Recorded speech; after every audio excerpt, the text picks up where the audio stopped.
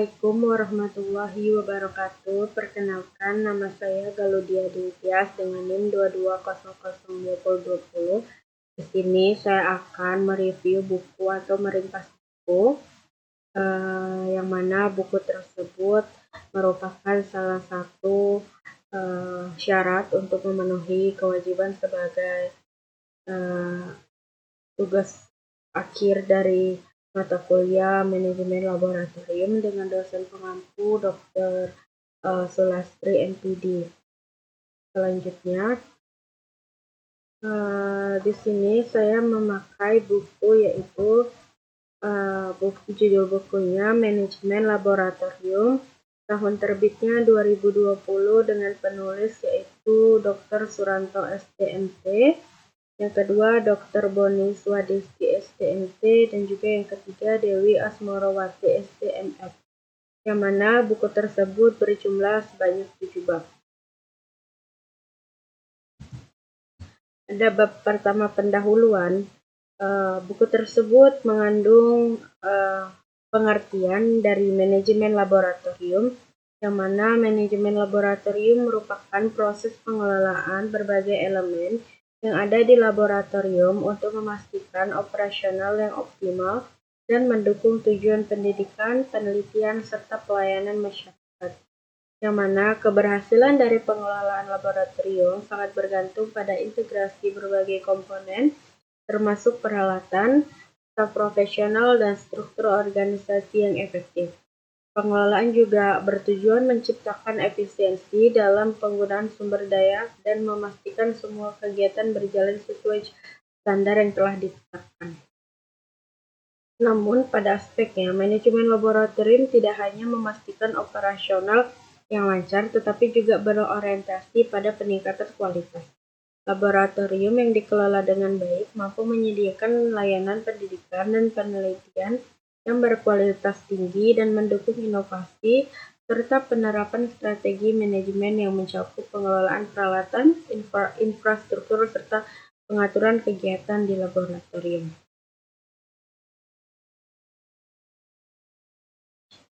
Selanjutnya yaitu manajemen laboratorium yang dikelola dengan komprehensif mencakup perencanaan tata ruang, pengelolaan peralatan yang telah dikalibrasi, dan juga pengimplementasian standar operasional prosedur, yang mana dalam menerapkan pengelolaan komprehensif tersebut diperlukan yaitu disiplin kerja dan keterampilan sumber daya manusia menjadi hal yang penting dalam menciptakan sistem kerja yang efektif, yang mana setiap komponen harus berkontribusi dalam menciptakan lingkungan yang aman, produktif, dan mendukung pembelajaran.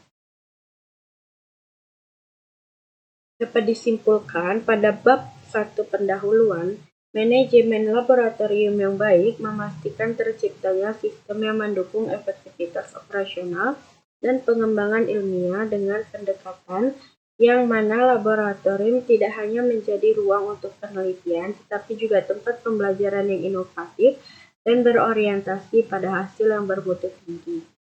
Selanjutnya, pada bab 2 yaitu pengertian dan hakikat laboratorium. Hakikat laboratorium terletak pada fungsinya untuk mengasah rasa ingin tahu mahasiswa dalam kegiatan praktikum dan penelitian. Laboratorium memungkinkan mahasiswa mengalami pembelajaran secara langsung, baik individu maupun kelompok, yang mana kegiatan di laboratorium mencakup berbagai aktivitas seperti mengamati, mengukur, menyusun data, hingga membuat laporan. Selain itu, laboratorium juga memotivasi mahasiswa untuk memecahkan masalah melalui metode ilmiah. Dalam konteks pendidikan, laboratorium meningkatkan kemampuan mahasiswa dalam berbagai aspek, yaitu aspek keterampilan proses dan juga aspek komunikasi, yang mana pengalaman laboratorium juga membantu mahasiswa memahami konsep ilmiah secara lebih mendalam dengan mempraktikkan teori yang dipelajari di kelas. Laboratorium bukan hanya sekadar tempat praktik, tetapi juga arena membangun keterampilan investigasi dan juga kreativitas mahasiswa. Dalam aspek pelaksanaannya, kegiatan laboratorium harus diarahkan untuk menciptakan suasana belajar yang aktif serta kolaboratif. Pada bab 2 kesimpulannya dapat saya simpulkan yaitu laboratorium memiliki peran vital dalam mendukung pendidikan dan penelitian. Sebagai tempat pembelajaran berbasis praktik, laboratorium memungkinkan mahasiswa belajar pengalaman nyata, meningkatkan keterampilan ilmiah, dan mendukung terciptanya inovasi. Selanjutnya yaitu bab 3 fungsi laboratorium dalam pembelajaran dan administrasi laboratorium. Laboratorium berfungsi sebagai pendukung utama dalam proses pembelajaran, khususnya untuk kegiatan pengamatan, percobaan, dan penelitian. Administrasi laboratorium merupakan elemen penting untuk memastikan operasional yang efisien.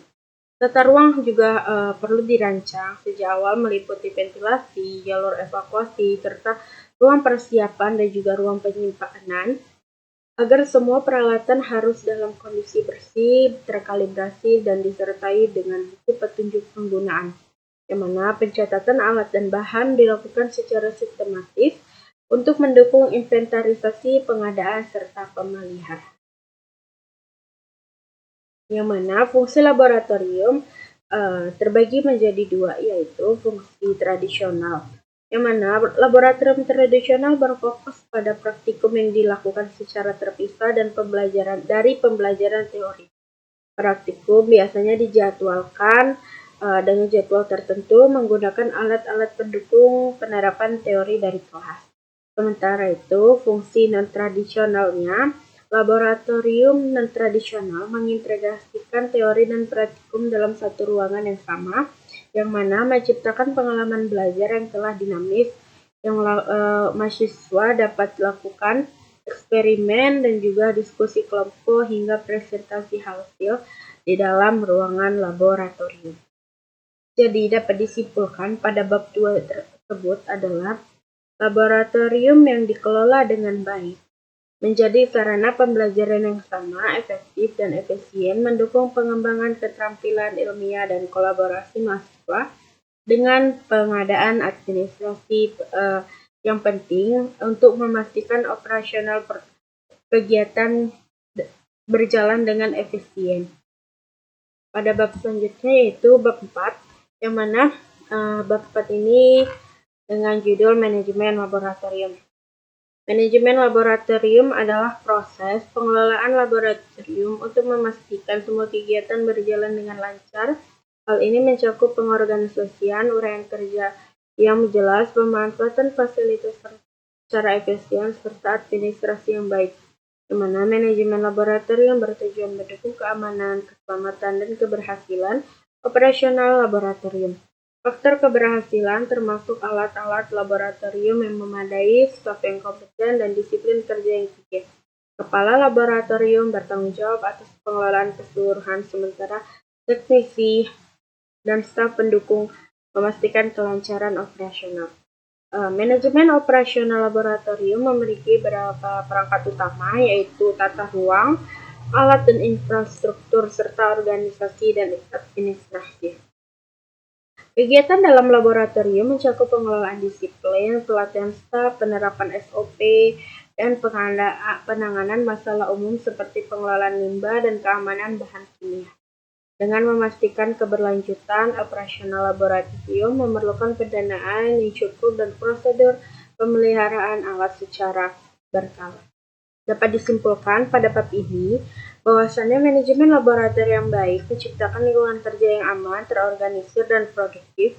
Dengan pengelolaan yang tepat, laboratorium dapat mendukung pembelajaran, penelitian, dan inovasi secara efektif. Dan selanjutnya yaitu bab 5, yaitu akreditasi laboratorium. Akreditasi laboratorium merupakan proses penting untuk memastikan kualitas dan kepercayaan terhadap hasil pengujian. Dengan persiapan dan manajemen yang baik, laboratorium dapat memenuhi kriteria akreditasi dan mendukung pengembangan pendidikan serta penelitian ilmiah. Persiapan akreditasi laboratorium mencakup beberapa langkah penting. Yang pertama yaitu Komitmen pemimpin untuk memastikan laboratorium siap diakreditasi. Yang kedua yaitu membentuk tim akreditasi. Yang selanjutnya yaitu tim bertugas menginventarisasi sumber daya manusia, peralatan, dan standar acuan dan kemampuan pengujian. Setelah dilakukan akreditasi, maka diperlukan yaitu asesmen, yang mana asesmen tersebut dilakukan oleh tim asesor yang ditunjuk untuk menilai kemampuan teknis dan persiapan sistem mutu, yang mana asesor mengevaluasi setiap peralatan, metode pengujian, dan juga kompetensi personel dari sumber daya manusia yang ada. Yang bab selanjutnya yaitu bab 6.